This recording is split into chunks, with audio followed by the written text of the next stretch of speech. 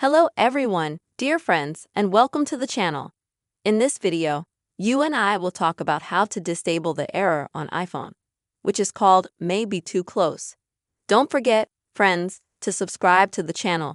Please put your likes below the video, and also please write your comment. So let us get into this topic with you. And first of all, you'll need to open the settings on your iPhone, and then please scroll down to the bottom and find the section called Screen Time. Click on that and now go to this option here. And look, if you have, let's say, this option disabled, you may initially have some window here. You'll need to carefully read the information that you see in this window,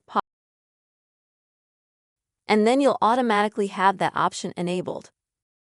And it's actually a very interesting option that allows you, friends, to remind you that it's time to, for example, move your iPhone away from your face a little bit so that the screen is a little bit farther away. This is especially useful if you or perhaps your children have some kind of vision problems, such as nearsightedness. Dear friends, I really hope you found the video useful. Don't forget to put your likes and subscribe to the channel. Take care of yourself, friends.